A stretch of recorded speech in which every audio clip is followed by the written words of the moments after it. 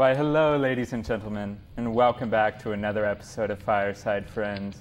I, as always, am your host, Jonathan Charles Pierce, and tonight I have with me Denise, who is co-owner of Behave Canine Solutions. Denise, tell us a little bit about yourself. All right. Well, I started my career in animal control, and I saw a lot of dogs coming in for behavioral problems and training problems and not staying in homes or not getting homes because of that. And at the time I was in school, focused on veterinary care, and I decided to switch my focus towards training and behavior because I think a lot of those dogs were good dogs and placeable, they just needed to be educated. So I've been training dogs for about 12 years, and right now I work, co-own Behave Canine Solutions, and we do group classes, private lessons, behavior consultations, and day training. And yeah, we get a chance to work with a lot of fun kids.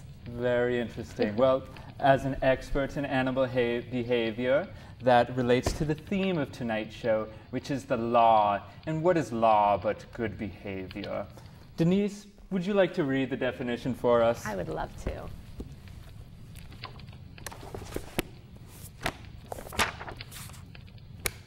It is upside down.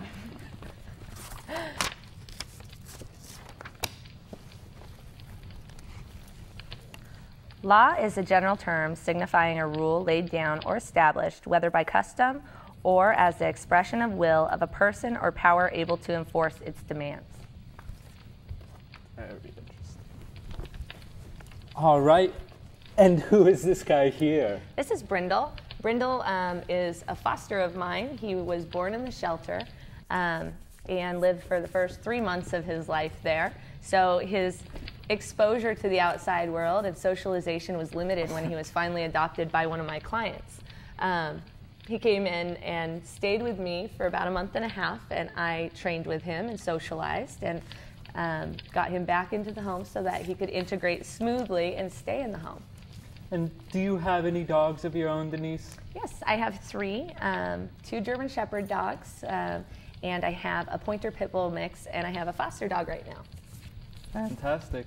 And Denise, you've touched on your career a little bit, but is even more interesting than that.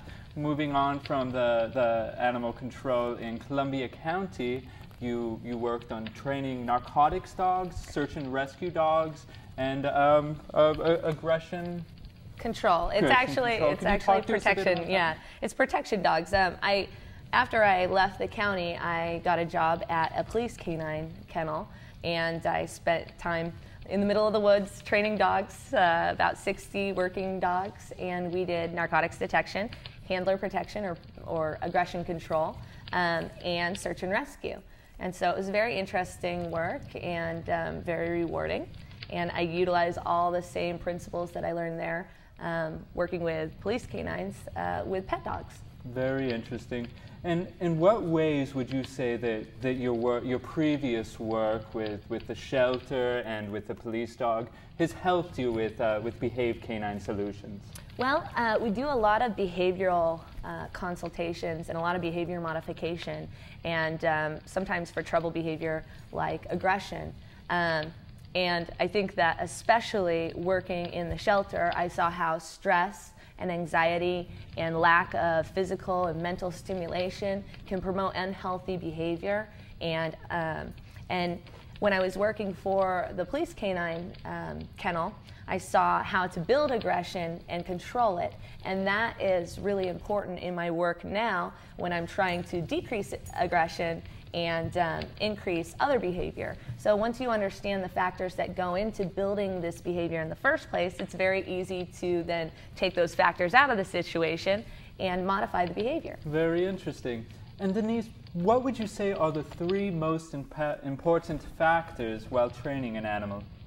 Well, I think motivation is key. If you are trying to get a new behavior, you want something that the animal is motivated for. I do positive reinforcement training, so we often use food or toys, but every dog's a little bit different, and they all have a little bit different motivations. So finding the individual dog's motivation and then using it to channel good behavior and reward good behavior is very important. Timing. Timing, dogs are associative learners. They actually only have about 1 to 2 seconds to link cause to effect, whether that's positive reinforcement or punishment.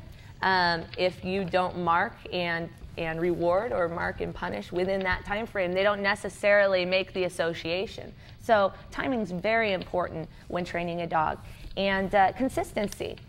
We're trying to develop new habits, and when you're trying to develop a new habit, you have to practice a lot until your muscle memory and your memory is there to the point that it's knee-jerk reaction. And so when we're training, we have to do a lot of practicing. Very interesting.